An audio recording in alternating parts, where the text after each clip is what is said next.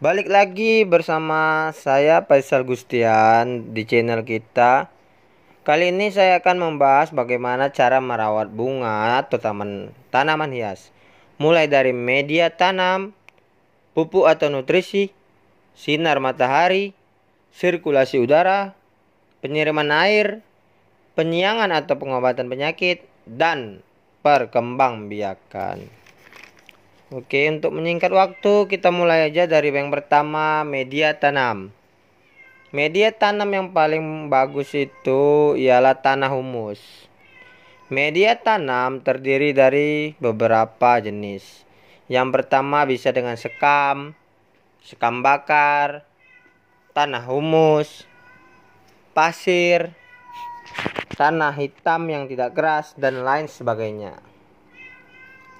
Tanah menurut para ahli di bidang pertanian yang paling bagus untuk tanaman itu adalah tanah humus. Dan banyaknya kita jumpai di penjual-penjual tanaman hias, itu mereka banyak menggunakan sekam bakar. Yang pertama mereka jadi tidak susah membawanya pada saat dijual, yaitu beratnya tidak terlalu berat jika menggunakan sekam, tapi mereka memakai lagi enzim. Terus jika sekam bakar ini dia mesti sering disiram. Kenapa? Dia kelembapannya tidak tahan lama.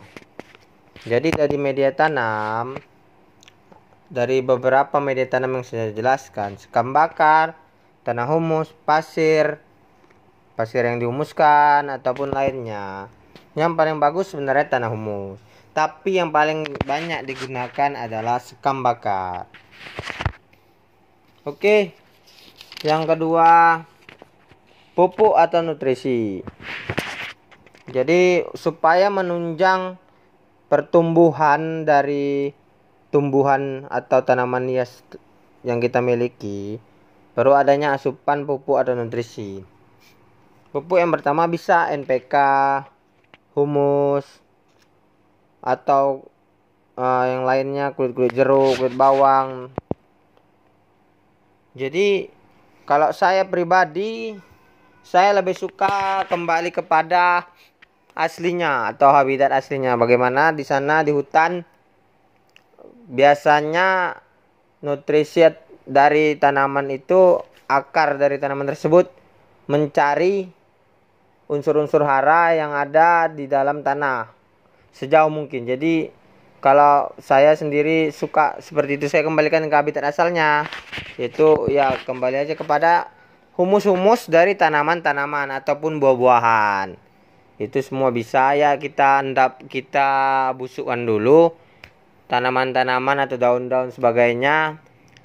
Saya rekomendasi kulit jeruk. Nah, udah kita endapkan di dalam tanah atau pasir. Setelah beberapa lama, tanah tersebut akan nutrisi dari tanaman-tanaman yang kita buat dari humus tadi maupun kulit jeruk, kulit bawang segala macam terserap oleh unsur haranya di dalam tanah atau di dalam media tanam yang kita buat. Bisa juga pakai NPK, tapi perlu diperhatikan kalau pupuk ini dia jangan terlalu sering.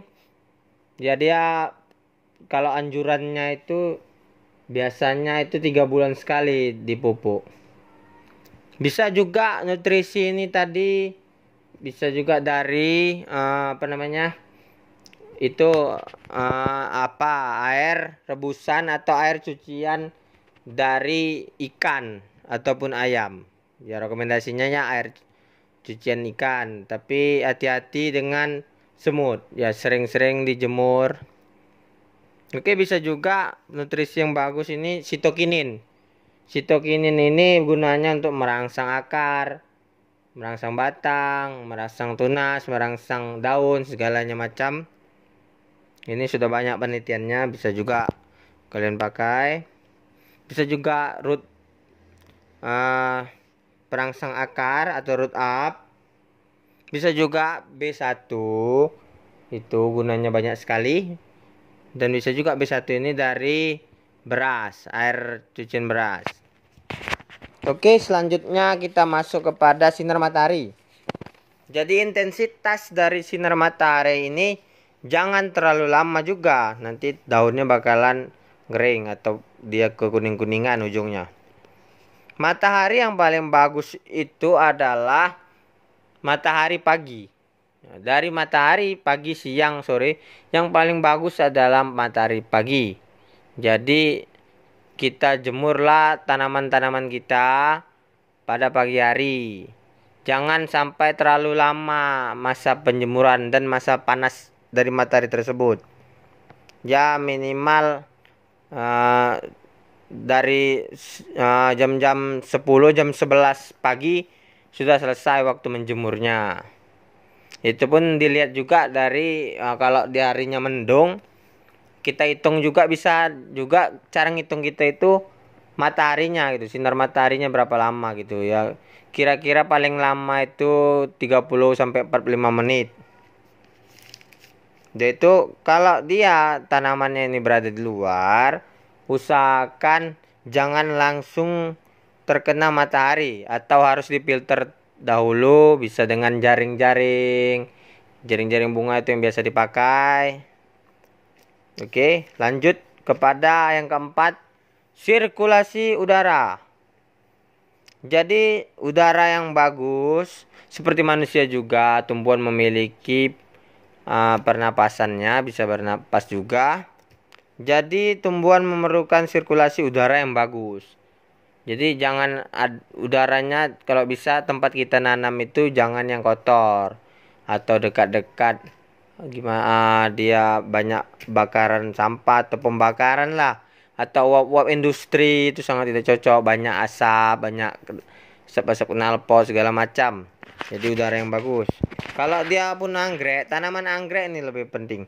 Tanaman anggrek ini sangat membutuhkan sirkulasi udara yang bagus.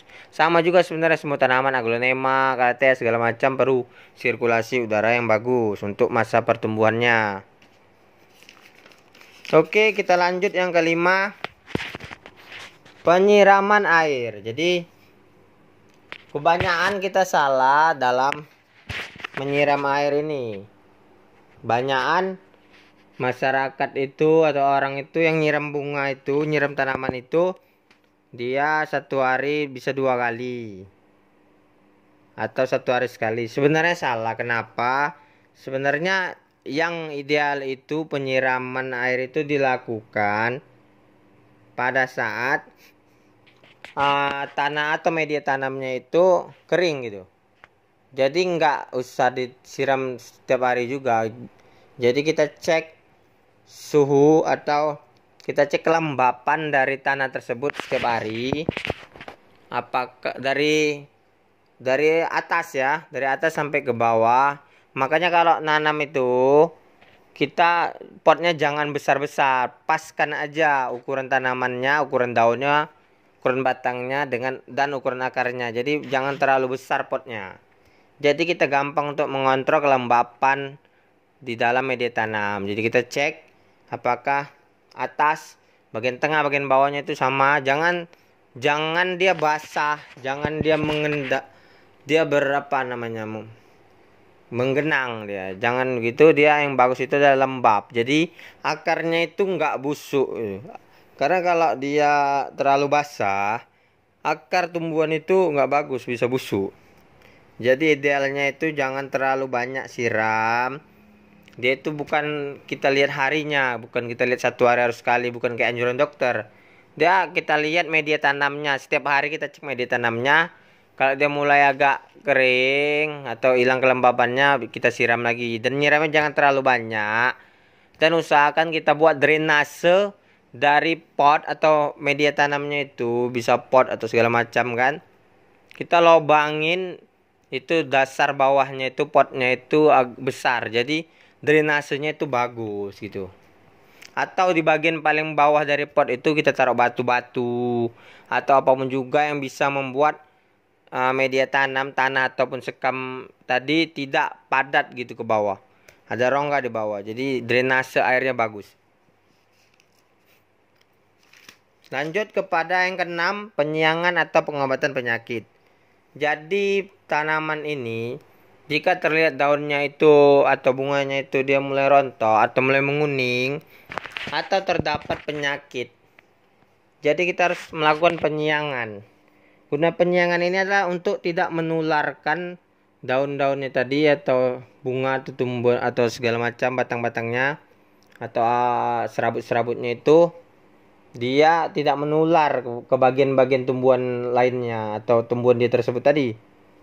Jadi kita lakukan penyiangan terhadap daun-daun ataupun apa yang kuning, terlihat penyakit, jamur, atau bercak-bercak putih. Dan pemberian obat juga dijaga. Jadi kondisi tanaman hias kita itu diperiksa setiap harinya.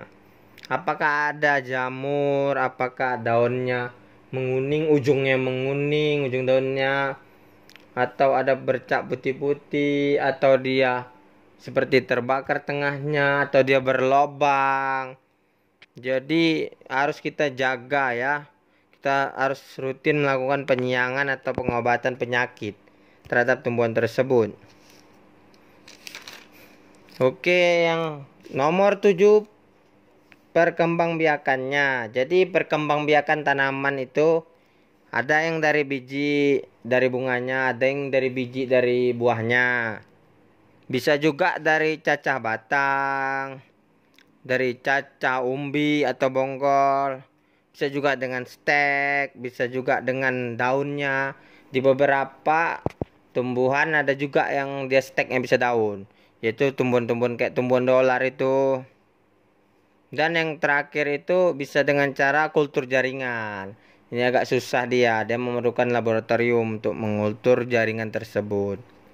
Oke, demikianlah 7 tips dari saya untuk merawat tanaman hias kita. Semoga ilmu ini dapat bermanfaat bagi kita semua.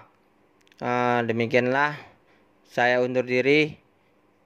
Mohon di subscribe, like, dan komen.